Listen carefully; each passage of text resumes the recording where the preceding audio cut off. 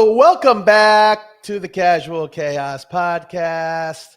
I'm your host, Jay Ash, and I'm joined this evening by my co-host, Jeff. What is up, buddy? Not too much, man. We got, it's garbage, but we got NFL football on. How about that? We do. It's such garbage. I don't even have my TV on. Well, I have it on. I have to admit. You know, it's funny. I saw somebody say today that I think so. This will be the last Thursday that we don't have football until, I don't know, January or something like that. Yeah. So Thursday football is a thing now until, for the next 6 months or whatever. A lot of sick days on Fridays, a lot of angry wives, a lot of girlfriends that have no idea that Thursday is now off limits. Get on the bus or get run over, one of the two. Yeah. All right. Well, let's jump right into it. So we're a man down tonight. Bubba's out dealing with a family issue. So we wish him and his family all the best, and he'll be returning next week. So we'll pick things up live. We're going to change the format tonight a little bit in Bubba's absence. We're not going to do the talking ticket segment, and we're not going to do the bragging rights just because it makes little sense to do bragging rights with one leg of the tripod down, and we'll just hold the tickets until next week as well. But we will say that none of us won last week, so we'll get that out of the way. I don't know if we have to bring that up. I don't think there's a disclaimer or anything along those lines. But for those that are tuning in for the first time, this is the Casual Chaos Podcast, the sports wagering community. This podcast is dedicated for the people who have an interest in sports wagering. That is gambling on things like football, baseball, basketball, even hockey. We don't get into table tennis. We kind of keep it to the big four, occasional horse racing, but we talk about straight bets, parlays, teasers. You shouldn't be teasing, but teasers, especially with football season coming, are live. A lot of player props. So we kind of keep things fluid in discussion. Follow us on all the socials at Casual Chaos Live. TikTok, X, Instagram, Facebook. If it's out there on a social platform, so are we.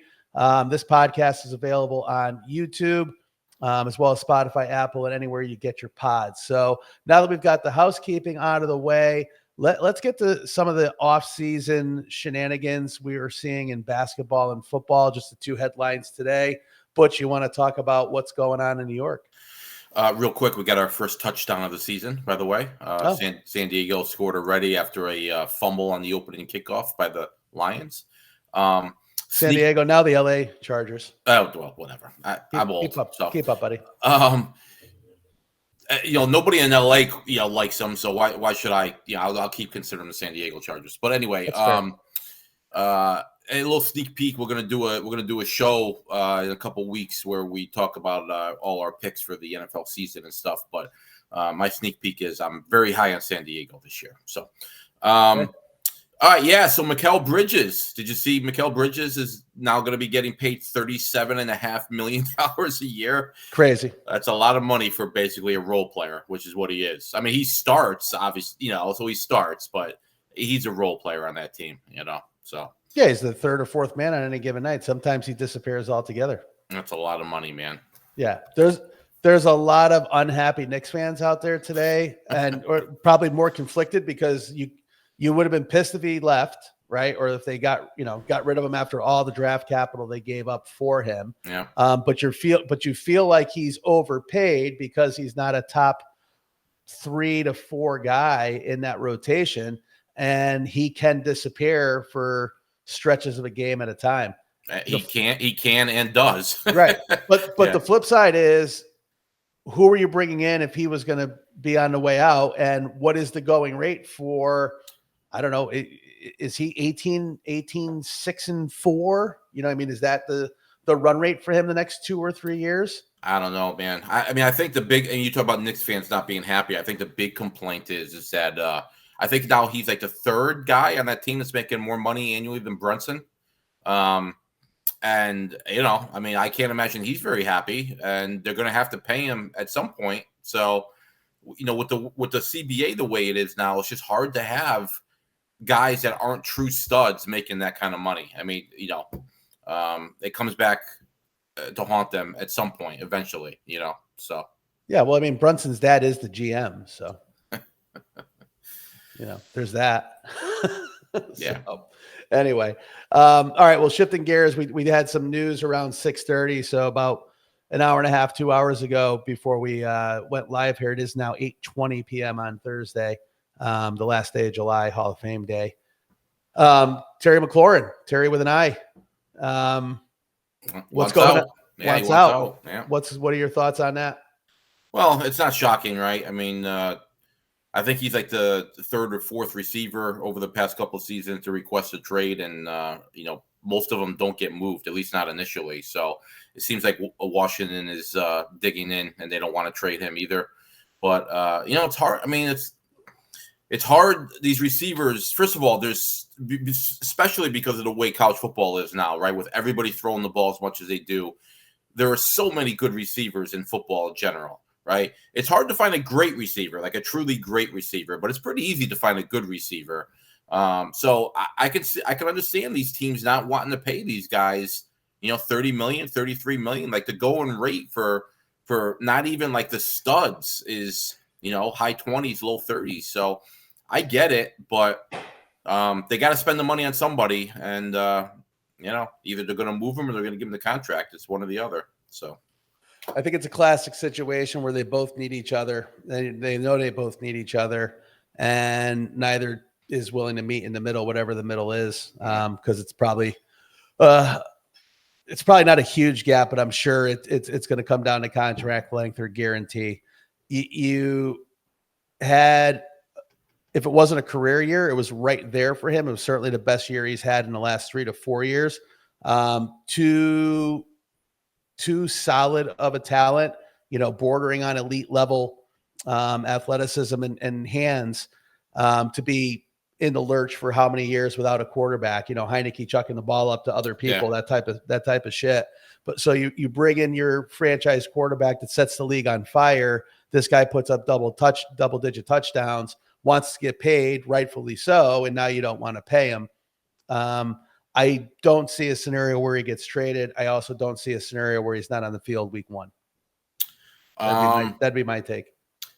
Yeah, I mean, a few years ago we thought sort of the same thing about Le'Veon Bell, right? And he sat out a whole season. It's very rare. It's extremely rare. Obviously, it almost never happens. But I guess nothing would shock me. We'll see what happens. Yeah, I don't know. I think Le'Veon's was a different breed altogether. So, and that did not work out for Le'Veon Bell.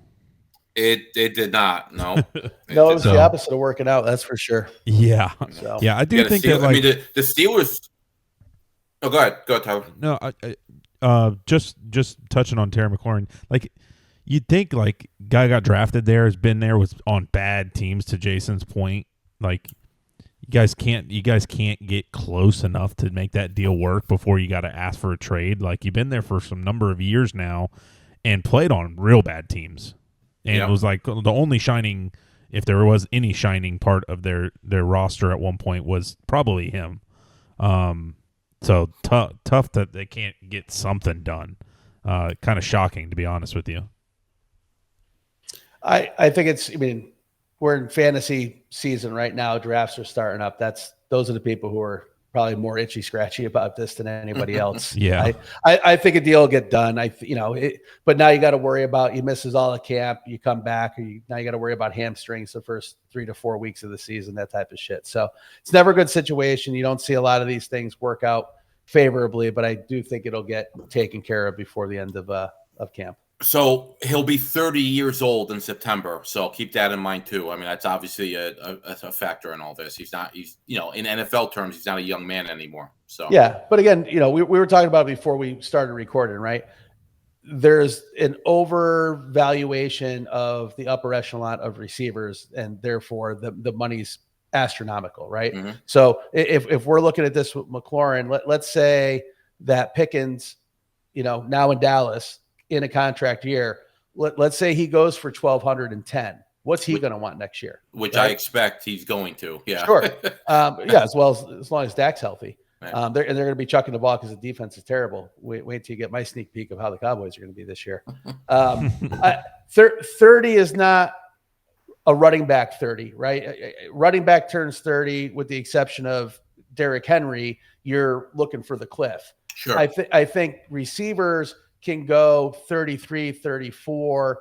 You know, we're going to see it with Evans this year, but we've got historic numbers that show these guys can play to 33, 34. And then that's when it really starts. The wheels come off. Give the guy a 2 or 3 year deal, bump up the payment. You got the money in Washington. What are we doing? So.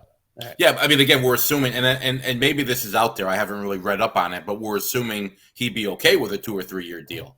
You know, who knows, right? So, yeah. Well, somebody should just say Terry be happy with a 2 or 3 year deal.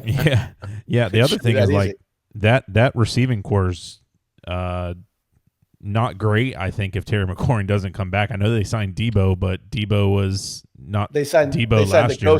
They signed the ghost of Debo Samuel. Yeah, exactly. He's whatever he is now. You have the what was his name? Diaby. Was that the one that was going off last year towards the back half of the season? You have him. Diaby Brown. Yeah. Yeah. I mean, that's it.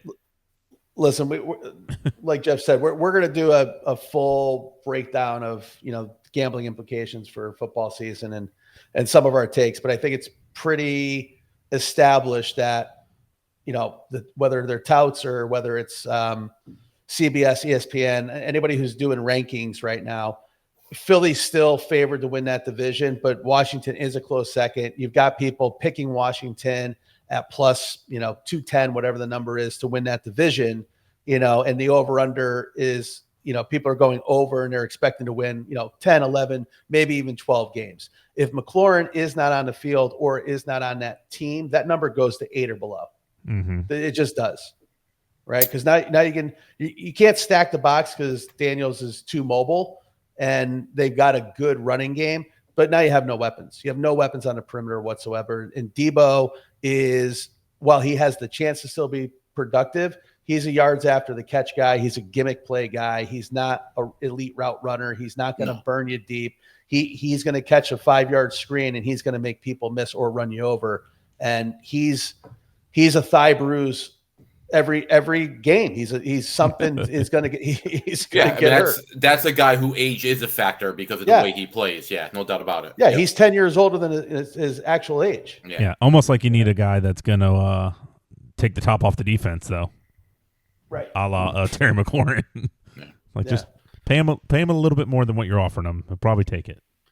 I don't know whose idea was to get corded headsets, but it's a pain in the ass tonight. So, anyway, but trades galore. I mean, MLB had a wild day today, I believe.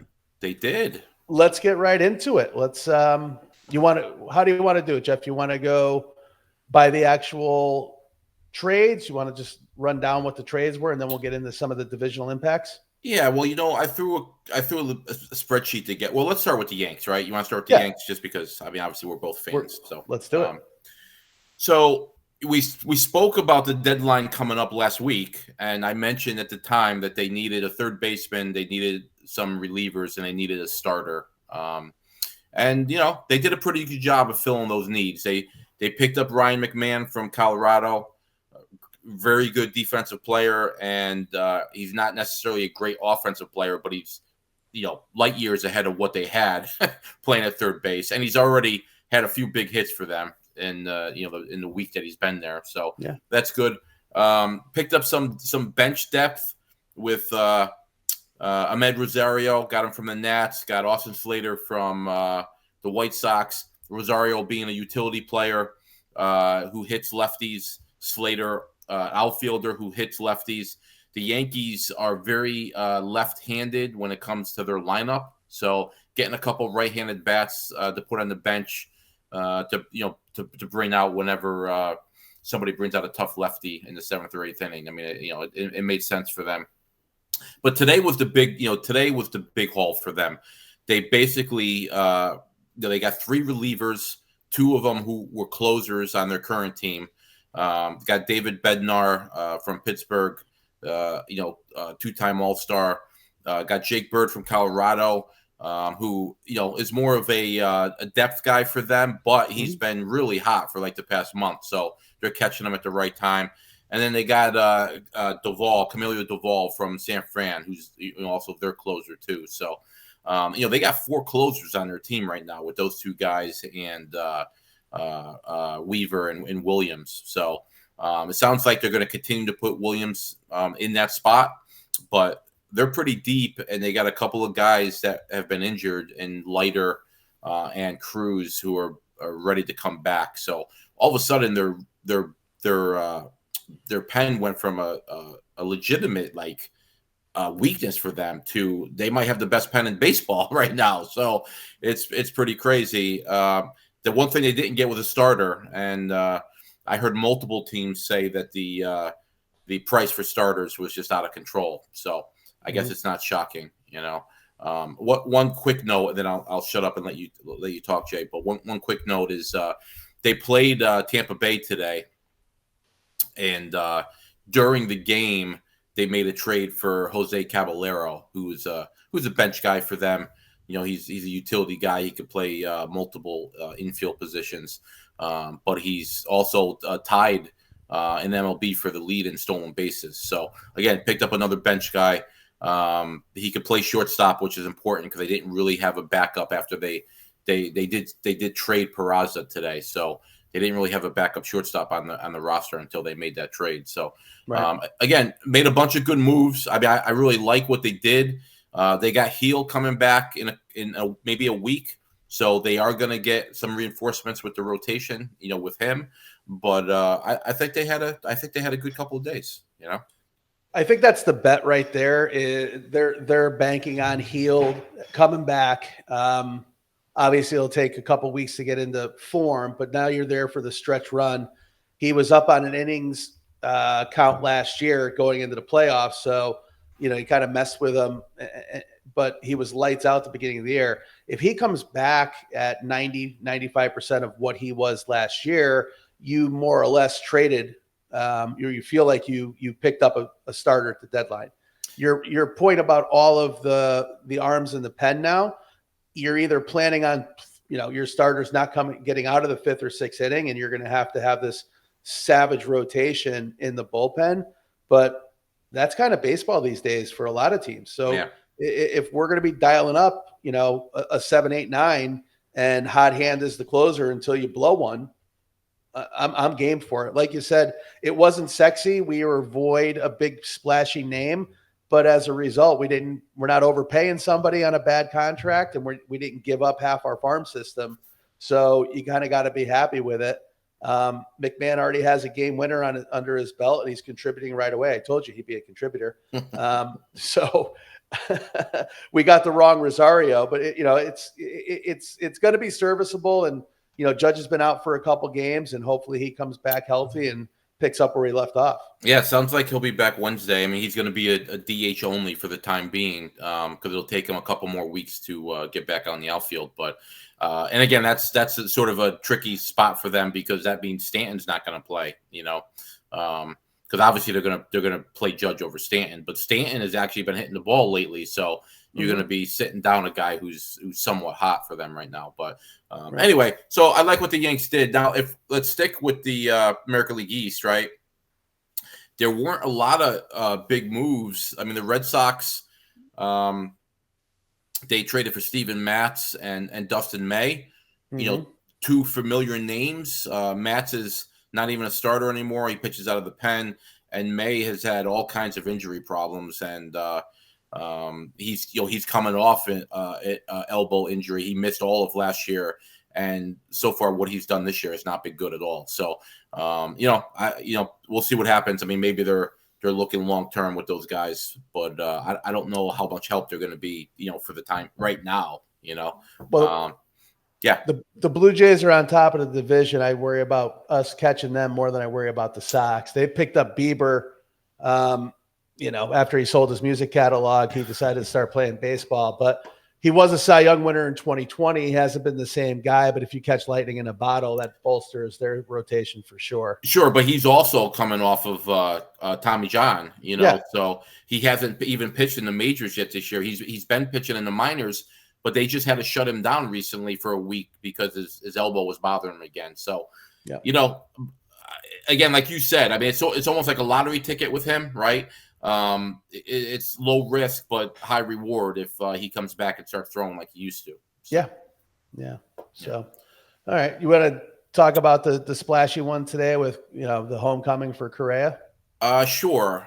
So yeah, so if you guys haven't heard, the Twins traded Carlos Correa back to Houston.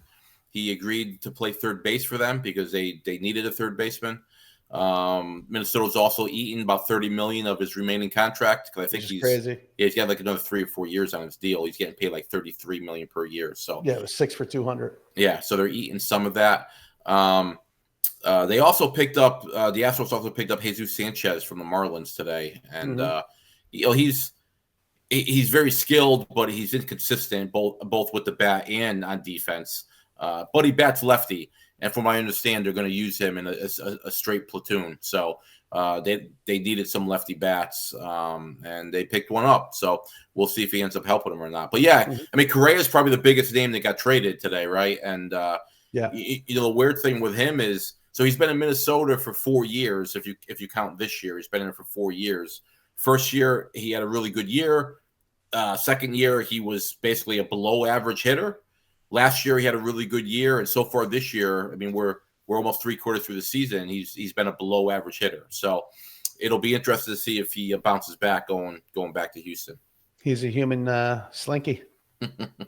So Suarez to the Mariners. Yeah. Big bat.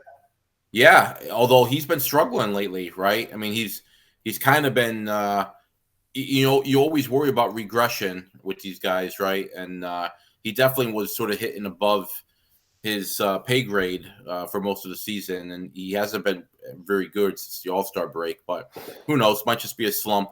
They also picked up Naylor. The Mariners were talking about. They also picked up Naylor to play first base from the D-backs. So, Mariners are going for it. Rangers made a big trade. They got Merrill Kelly from the D-backs.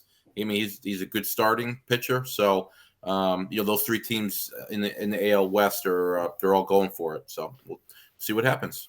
Well, the big knock on the Mariners breaking camp was they didn't do enough. Everybody was marveling about the pitching. They were excited about the arms, and they thought it was a disgrace that they did not try to get some bats in there. Obviously, no one saw the year Rally's having. Now you bring in the third baseman with Suarez, even if he, again, 60-70% of the production in the first half of the year, that's a big bat. And then Rodriguez has been hot since the break, multiple games with multiple homers. Yeah. So that's a solid punch with those 3 guys in the lineup. So it'll be interesting to see him. I'm glad they're out west. Naylor.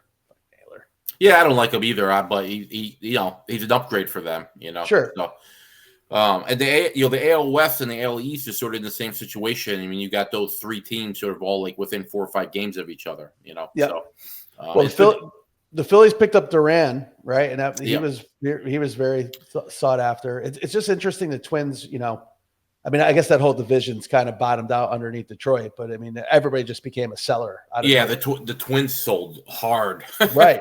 Right. The Twins sold hard. But getting back to your point, I mean, the Mets-Phillies thing was interesting the other day. The Mets struck first. They got Rogers from the Giants. Mm-hmm. He's one of those submarine pitchers who you really don't see very much anymore. But and he doesn't throw hard either. But that motion, I think, just gets to people. So he's very effective with that motion. Mm-hmm. So they picked up Rogers, and then the Phillies picked up Duran, who's a stud. I mean, he's a legitimate stud. I guess he'll go right into the 9th inning for them. Would be my guess. And then the Mets came back that same day and picked up Helsley from the Cards. So it was like they're basically whatever you could do, I could do better type thing. Mm-hmm. And then today Phillies picked up Harrison Bader, just some outfield. Yeah, some outfield depth. And more importantly, the Mets picked up Cedric Mullins from the O's. So they needed that. They had very poor production out of center field. Yeah. And so both those teams are going for it, which again is good to see. I mean, it's good to see so many of these teams going for it. It's good to see the Reds buying. It's good to see the A's buying to a degree. You know what I mean? The A's never are buying at this time of year. So they must have really been paying attention to Jonah Hill. The last thing I wanted to mention is the Padres, who Mm-hmm. I mean they were the ones who made the Splashy moves. yeah, they're all over the place. I mean they picked up Mason Miller, who again he throws 104 out of the bullpen. They got him and JP Sears from the A's. Sears is just a journeyman starter, but he was a throw in there. Now the big thing there was they gave up Leo Dave Rise, who's a shortstop in high A, but he's considered a consensus top 5 prospect in all of baseball. You usually don't see those guys get traded anymore. I think it's been like since 2016 since a top 10 prospect has been traded. So they're going for it. Now again, he's young, he's still in high A, but that could end up looking like a pretty bad trade 5 years from now, depending on what he turns out to be. Mm-hmm. But again, the Padres are going for it, which I'm happy to see. They also picked up Ryan O'Hearn from the O's and Nestor Cortez, our buddy Nestor from the Brewers. So they're going for it. The Dodgers now. Of course, the Dodgers didn't necessarily need a lot of help, but they didn't do much. I mean, they picked up some depth arms. Brock Stewart is probably the biggest name, right? Their pen needed some help, and they picked up Brock Stewart, and then also Ben Rudvert, again a former Yankee prospect who is a catcher. AL West, NL West, AL East, NL East. I mean, those are the 4 divisions that are really seem to be going for it this year, and it's good to see. I like it. All right, well, let's transition there on that topic. Let's go division by division, and let's look at the reset odds for winning the division. All right. Let's start in the AL East. We've got Toronto currently in first, 64-46. They're 3.5 up on the Yanks. They're 5 up on the Red Sox. The Rays are 10 out. I'm going to draw the line underneath the Red Sox. So right now we've got consensus odds: Blue Jays minus 175, Yankees plus 175, Red Sox plus 850. For the sake of this exercise, you've got to put $100 on a winner in every division. So where are you putting your money here? Did you have that screen up already? Because you might want to refresh it. The odds have actually changed slightly. So how dare you? Yeah, because they did change. So after the moves that the Yankees made, they went from plus 175 to plus 160. 160. Yeah. Okay. The Jays are down to 165. Yeah, they are. 50. They are.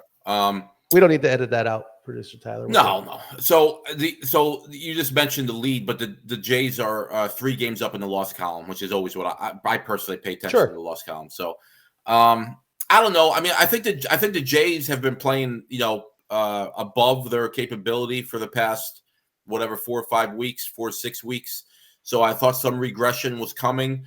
The Yankees, I think was the opposite. They were playing well below what their capabilities are. And I think, again, you could have regression, both positive and negative. So I think there's some positive regression coming from the Yankees.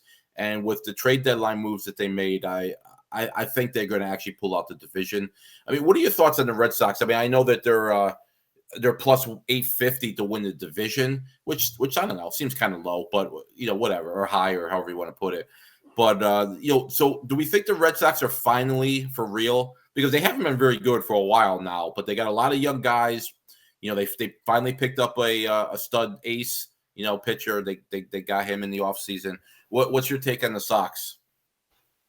I don't think they can climb back and take the division. I just don't think they're going to leapfrog both of those teams. Looking at the East, kind of to your point, the reverse regression, maybe there's an ascension here. The Yankees are 14-19 in the division. That just seems like an anomaly.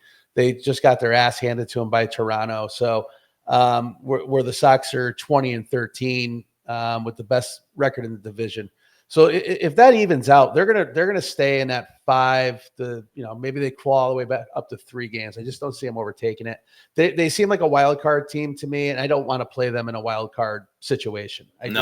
Young, hungry, fuck the Yankees. You know what I mean? Rivalry, all that stuff.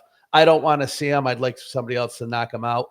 But I do think they're legit in the way they put that team together. I think the arms are strong enough to get them wins. And, Roman seems to be the real deal, even though he's not a power hitter. but or it's not like coming across as a power hitter. I think the power comes. He did strike out 13 times and 16 at bats in that series in Philly a week or so ago. I mean, but whatever. That's growing pains. I mean, it is what it is. He's So I don't know. So for the sake of the exercise, no issue being a homer. We only have to overcome 3 games plus 160. I'd rather take the plus odds than hold serve with the favorite. Yeah, I agree. I mean, to me, that's the better bet. So I would, you very rarely, right? I mean, we know this. You very rarely get the Yankees at plus odds. So I would take that all day. So, yep. Yeah. This will be a quick one. Detroit has a 9-game lead over the Indians, who are terrible. Kansas City, just, definitely a disappointing year for them. They're 9.5 back. I don't see, both of those teams, if they're going to try to do anything, it's going to be try to catch the Sox for a wild card. Right. But, the Tigers are minus 6,000 right now. So that's a stay away division. It's a wrap. And again, just minus 6,000 means that if you wanted to win $100 on the Tigers, you'd have to bet 6,000. You have to risk 6,000 to win 100. So for those that aren't aware, there you go. It's like risk versus reward, baby. So that'll never get old for me. AL West, Houston has a 5-game advantage in the standings over Seattle and Texas. The Angels sneaky at 9. No one gave Trout the memo that he's not supposed to be playing after the 4th of July. So keep an eye on that situation. But Astros are minus 210, Mariners plus 290, and the Rangers plus 525. You want to get real freaky, the Angels are plus 12,500. If it was a dollar bet, I say yay, but $100, I'd say no. Yeah, so, I mean they're still under 500 too. At this point in the season, I can't take somebody seriously. It's under 500. Yeah. So I think the key call outs here for me would be in the division: Houston 16-17, Seattle's 22-16, Texas is 17-19. Mm-hmm. I think what Seattle just did, I'll take their ads versus Correa coming home. While that might be a nice story and some fans get the dust off the jersey, and breaking up's hard to do. Let's get back together type scenario. But I just don't like Houston. The baseball team had nothing against the city. Yeah. But I'm not a fan of the organization whatsoever. And I don't like rooting for them in any capacity. I'd rather put the plus 290 on Seattle, have a feel good story, have them climb back in this thing, which I think is very possible. I do like Houston's pitching. They can get hot. We'll see what happens, but I'm going to go with Seattle to leapfrog Houston. I'll put the 100 on the Mariners at plus 290. Yeah, the Astros. I mean, I guess if I had to throw money on one of those 2 teams, I would probably put it on the Astros.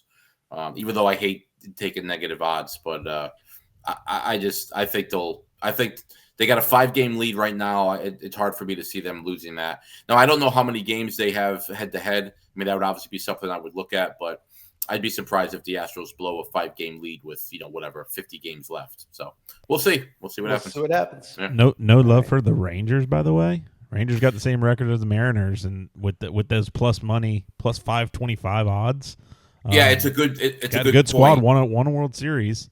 Yeah, I was just looking at one stat that's interesting from a run differential standpoint. The Mariners are only plus 16. The Rangers are plus 72 in run differential. What that equates to throughout the whole rest of the season, I don't know, but just that'd probably be a juicy one to get a little bit better odds there. Than even if you're thinking to bet the Astros, screw it. Put the 100 on the Rangers maybe. Bigger payout for sure. It would lead you. So here, let's just stay on that differential, right? That's the 3rd highest differential in the American League. The Yankees are 1. Yeah, they're 99. They're 99, right? And we're 60-49. Makes very little sense. The Detroit, they're 81 is their differential. They're running away with their division. Texas is 3rd statistically in their division with a 72 run differential. Their runs allowed is 380. right? By far the lowest in the AL. They're the only team that hasn't given up over 400 runs. And they just picked up a legitimate, I don't want to call him a stud pitcher, but they picked up a guy who's got a 3-year ERA. So right. So I would say this, Tyler, and thanks for calling it out.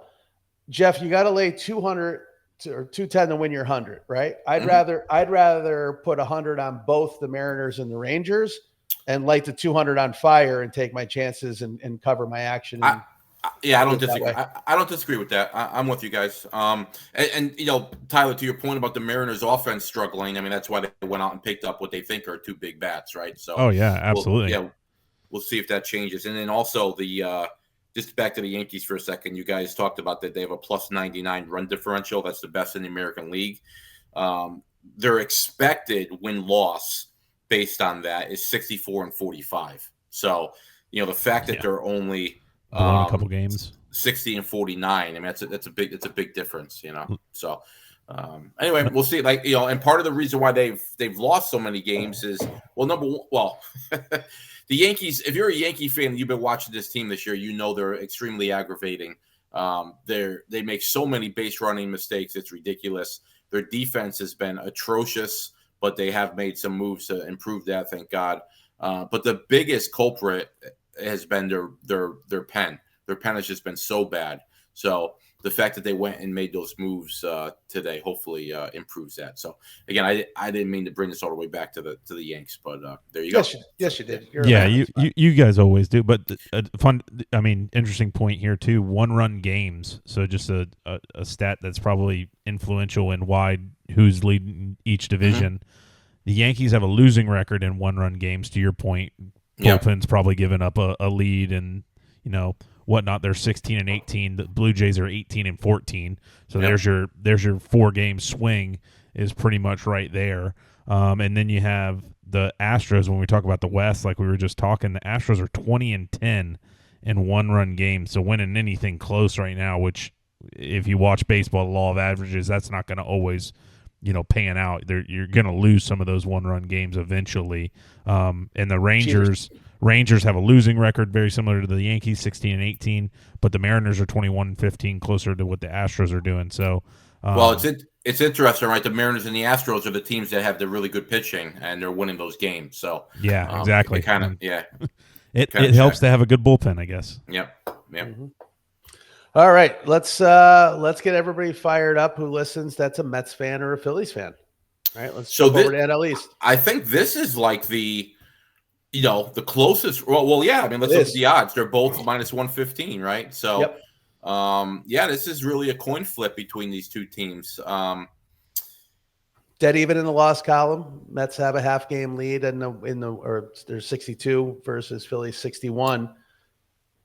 Both teams made moves. Both teams made the moves that helped their team, right?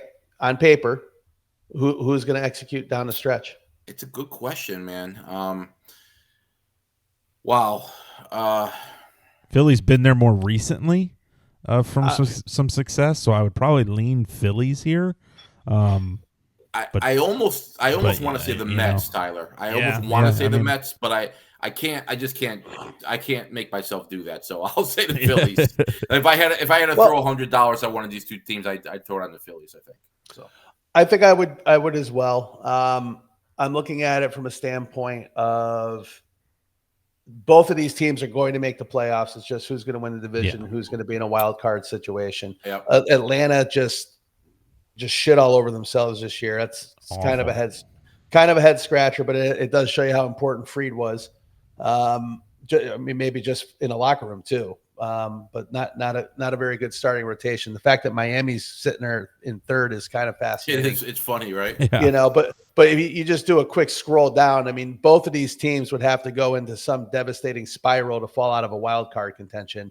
And I think this is going to be a badass thing for baseball down the stretch. I mean, these are heated rivalries between these two. The cities, love battling, whether it's the Knicks and Sixers and Giants and Eagles. So, you've got that history there. So it's going to be fun down the stretch because this is going to be, I think, every other day or every third day, you're going to have somebody flip in the division. No? Yeah, so let's real quick. So you said they're the Mets are 62-47, the Phillies are 61-47. Mets are 7-3 in their last 10. Phillies are 5-5, but the Mets have lost their last 3 games, whereas the Phillies have lost their last 1. Now the interesting thing is we were talking about run differential. Mets are at plus 43, the Phillies are at plus 67. So I mean, as far as that goes, the Phillies are far above the Mets. I don't know how many times they play each other moving forward. Remember they've changed it now where these you don't have these interleague games. It used to be you played the teams in your division 18 times a year. I think now it's only, is it 12?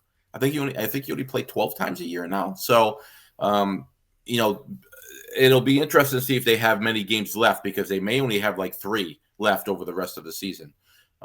So we'll see what happens, but that should be the most exciting and the closest race, down the stretch. Yeah, So they play 7 more times. They play they 7 do? more Okay. times. They got All right, wow. they both got a home series. One's a 4-game stretch in the middle of September. The 8th through the 11th will be at the Phillies. That'll probably be a very, very, very big series, I would assume. And then is that the last series, or do they play again in late September? No, that's their last series against each Okay. other, and then All coming home, the Phillies do have an easier schedule if you're looking at it outside of the Dodgers. They got the Royals, they got the Dodgers, the Diamondbacks, the Marlins, the Twins. So you have 3 of those teams are sellers at the deadline. So you probably like the Phillies, back half of the season, maybe a little bit more schedule wise than the Mets.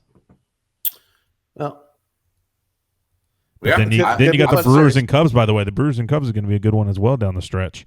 I was just going to say, they're basically like, hold my beer if you think this is the best division, right? Yeah. Yeah, the Cubs won like 8 straight, and I think picked up a game at one point in the season. Like, it's just crazy. Milwaukee's 64-44. Cubs are 63-45, so 1 game back. Yet the Cubs are favored to win the division, minus 135 to the Brewers, plus 110. Just because we've been on the differential, Milwaukee's differential is plus 95. Chicago's is 113. And they're both almost identical in the division, 17-12 versus 17-11. So this again will be much like New York and Philadelphia, 2 rivals in division, going to slug it out. It looks like. I don't see either one falling off. Both are stable. Cubs obviously were somewhat of a surprise, yet had a very good roster on paper. Maybe Epstein still knows what he's doing. I think since he's, fighting, it's good to see. And the Cardinals always have a way of Michael Myering their way through the season. They just seem to can't be killed on a regular basis, and somehow always are in the wild card picture. But I think from a division standpoint, it's the Cubs or Milwaukee, and just to gain some favor with the city of Chicago, because we've already had them on the pod too. I'm gonna lay it on the Cubs. And the Cubs are plus 113. They have the best run differential in baseball. It's funny. I was talking about the expected win-loss earlier. Milwaukee's is 64-44, and the Cubs are 65-43. So basically, these teams are playing right where they're supposed to be. Their real record and their expected record is, they're not exactly the same, but they're pretty close. They're like a game apart. So should be fun. And Crow Armstrong, in a division race, it's good for baseball. Always good to have one of these young stars, in the spotlight. So we'll see what happens there. All right. I like the Cubs. I like the Cubs, though, by the way. I like the Cubs. Okay. Yeah. All right. Last division here, no surprise. Dodgers minus 1,200 with a 3-game lead in San Diego, just mortgaging the future to try to reel them in here. 63-46 versus 60-49, plus 67, plus 32 in the division. Dodgers are 19-7. San Diego's 14-12. Last 10, Dodgers are 5-5, coming off a loss yesterday, and San Diego 6-4, winners of 5 straight. I think everybody else in that division sold, so it's a 2-horse race. San Francisco will be eligible for wild card conversations, but I don't think they have any chance for a division here. No, I mean they did get rid of a lot of players too, so they were definitely in sell mode. Yep. I mean, so I think Let me just look real quick here. Oh wow, I thought the Padres would be in better position. I mean, the Padres are in the third slot when it comes to the wild card right now, so they're like they would make the playoffs if the season ended today, but they only have a 3-game lead on Cincinnati. They got a 6-game lead on St. Louis, so it's probably going to be between them and Cincinnati as far as the wild card goes. Because I do expect the Dodgers to win the division. The Dodgers have not been playing well lately, though. I mean, you mentioned they were 5-5, but before that, what did they win? Like 3 out of 12 or something like that. Yeah. They've had a really rough stretch, especially for a team that's paying $400 million for their roster. But yeah, I expect that they'll win the division despite all the moves the Padres made, and I think the Padres will get into the playoffs. So it'd be funny if they end up playing each other in the second round, right? If the Padres win, and then if the Dodgers have the 1 seed, the Padres would end up playing them in the second round of the playoffs. So that'd be interesting. Yeah, I mean, we've seen the Dodgers get beat in a wild card setting before. Again, for the exercise, I'm not laying 1,200 to win 100. So No. so I'm risking 100 to win 12. Sure. I'm essentially lighting that on fire. I'd rather burn the 100 on the +6 and try to return 600. Maybe it's an Ohtani injury. Maybe it's a Yamamoto injury. Who knows? San Diego's obviously a legit team with some serious firepower. They have 9 shortstops, which, is a good way to build a roster. It's just an interesting model. But, again, we're not actually laying this action. But if I had to, I'd rather just put the 100 on the Padres at the plus money than trying to pick up $12 for 100. Makes no sense. Yeah. And I would never go the other way to lay the 1,200. I don't feel that good about the Dodgers. So understood. All right. Well, let's wrap it up with. Well, you know what? Yeah, I'm sorry. What were you gonna say? Go ahead. I was just gonna jump to the World Series unless you want to do playoff bets. No, I wanted to talk about the because the NL MVP is a no-brainer. Ohtani's going to win again. He's having a really good year, and again, Crow Armstrong's having a really good year too. But from an odds perspective, I mean, they're like 2,000. They've already given it to Ohtani. Yeah. The Judge injury has changed things. Judge again has missed a few games now. Again, it sounds like he's going to be back on Wednesday, so hopefully that's the case. But that race has gotten pretty tight. Judge is -200, Raleigh's +150. What do you think happens there? I'd keep it with Judge. Barring this turning into some unforeseen 15 games or something along those lines, he just has too big of an advantage in all the other statistical categories besides home run for Raleigh to make a big push, unless he went completely nuclear and wound up with 60, 130, and the Mariners pull out the division on top of it. I don't see a way, especially if the Yankees are going to stay in contention. If the Yankees win and the Mariners win and Judge is first in every category but home runs, I don't see how he doesn't win it. I don't disagree. The only pushback, or if I want to be devil's voters advocate fatigue. Here, yeah, I was going to say that's exactly right. I think we talked about this last week. There's some Judge fatigue, right? And then the other big advantage for Raleigh is that he plays catcher. I think, and he's a good catcher too. He's not, he's not just back there catching the ball. I mean, he's a legitimately good catcher. So I think he would definitely get some bonus points if they're close. But like you said, I mean, Judge is so far ahead of him in most stats other than home runs that I don't know. I don't know.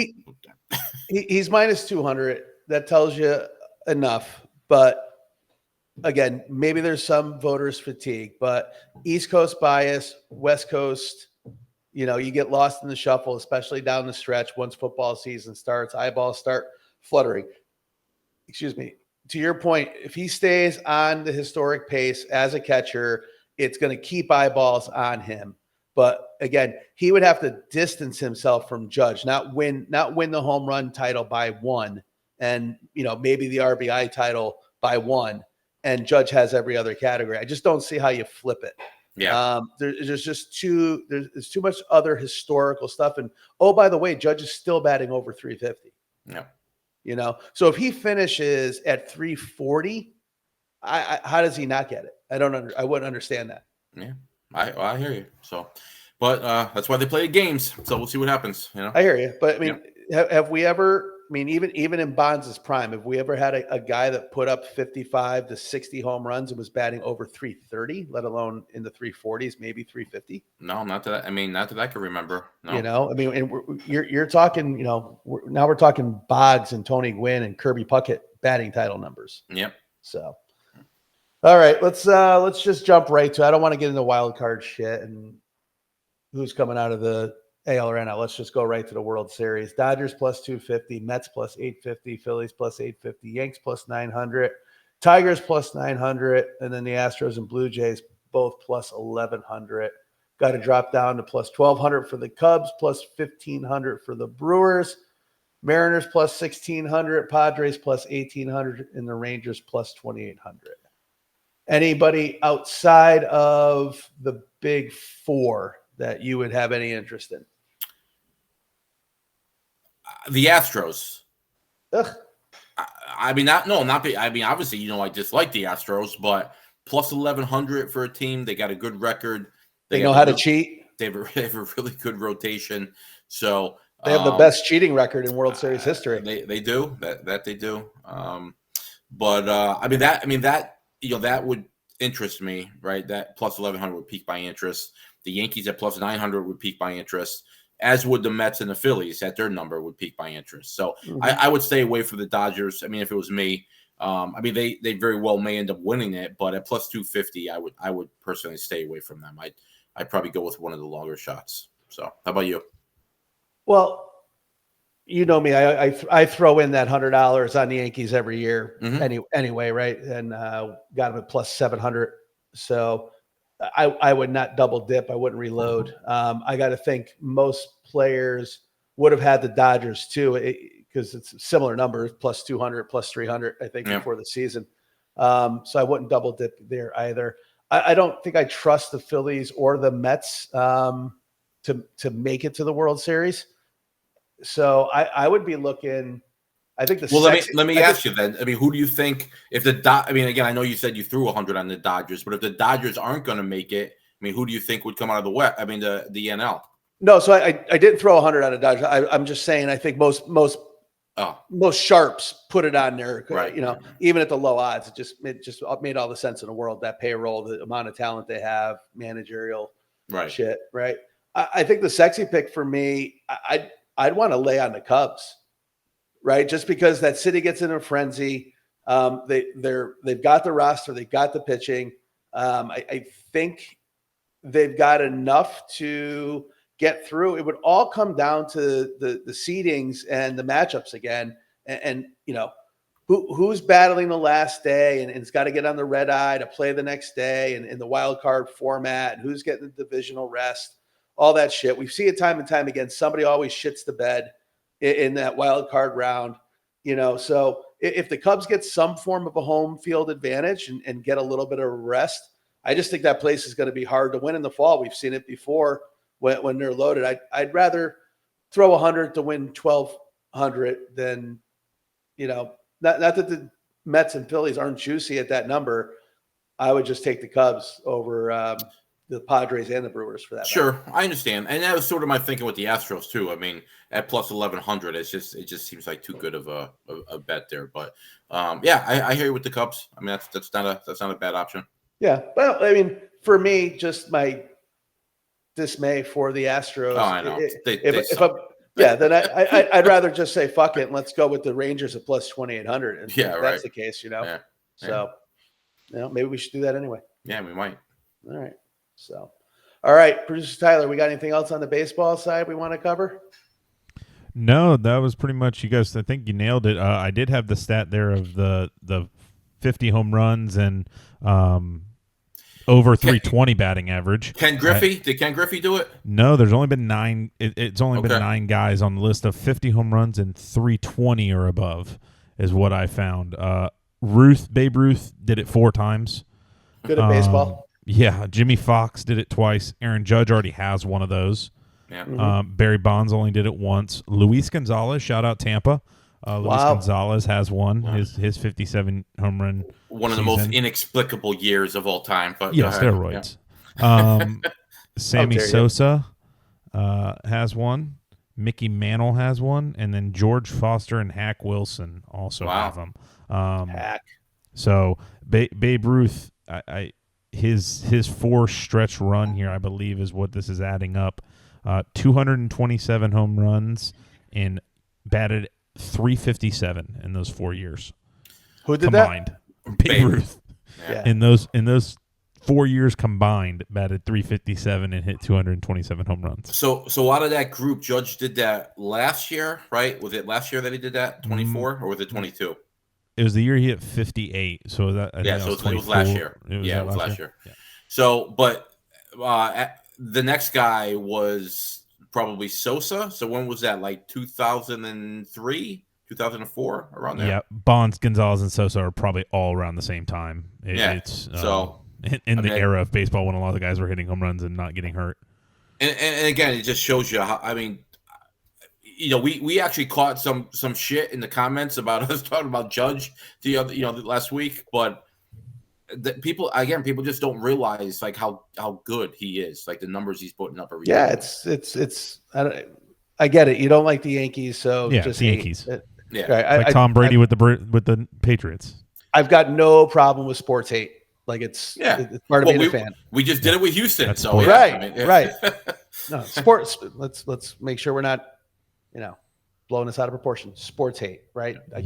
Dislike the team, therefore the player. Nothing ill will towards the human being. So, we're not quite an aggregator's eyesight. So I think we're gonna be okay. We'll be all right. Yeah. So I will encourage the younger generation though to, if you're having kids, let's bring back names like Hack. Right. Absolutely. I think I had a huge miss. Hack Ashton would have been an awesome name. Still got time. I think we. I got time. Maybe a middle name. Maybe just a middle name adjustment. Maybe I'll just change my name. So. Yeah. Do we know if Hack was actually his real name? It could have been a nickname. It is. It is for me. Yeah. So, prove me wrong. Hack Wilson. Yeah. So, all right, real quick, we're gonna wrap up here. We did a little. I sent this to producer Tyler last night. Got a little model we put together for the Wyndham, combining some AI intelligence and running some correlation simulation, if you will. And what we came up with is a Ben Griffin / Aaron Rye / Lucas Glover as your top 3 to win this tournament. Aaron Rye is 2 shots off the lead, and I think Griffin is 4 or 5 shots off the lead early. But the big focus and the big ask was on the top 10. And we've got 6 in a consensus: Ben Griffin, Jake Knapp, Lucas Glover, Aaron Rye, Davis Thompson, and Kevin Roy, which is a big number, is plus 1,100. If you're looking at the leaderboard early, all of those names are sitting there in the top 20, with the exception of Griffin, who I think will make a comeback. But something we're just going to track on the show here as we get down in the stretch to see if the model can actually start making some predictions here, and we'll start sharing that a little bit more on the program and on our socials. So speaking of that, I see the socials flying, which means we are out of time. Thanks again to all the sponsors. Follow us at Casual Chaos Live. All the socials: TikTok, Facebook, Instagram. You do your socials, we'll be there. Check out the video pod on YouTube and Spotify. You can find us on Apple and anywhere you pod. Jeff, any parting shots? No, let's go Yankees. And hey, go NFL. Glad to have it back. So glad to have it back. Producer Tyler, thanks for the evening. Hope everyone had a great July. We look forward to seeing you in August. And Bubba, much love to you and your family. We'll be seeing you, and looking forward to have you back on the program next week. We are out. Thank you. Bye, everybody. Bye. Great job.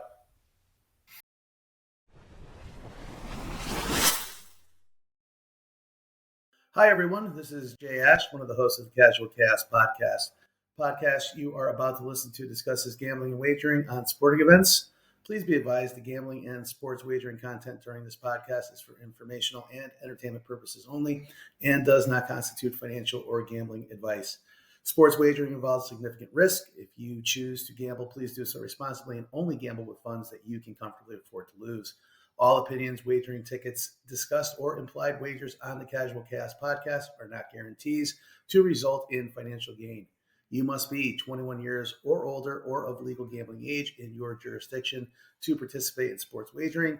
Please verify the gambling and sports wagering laws and regulations within your jurisdiction prior to placing bets. Listeners are solely responsible for their own wagering decisions and outcomes. If you or someone you know has a gambling problem, help is available. Call or text the National Problem Gambling Helpline at 1-800-GAMBLER. That's 1-800-426-2537. We encourage everyone to engage with sports betting responsibly. The host and the Casual Cast podcast assume no liability for any losses incurred as a result of listening to this content.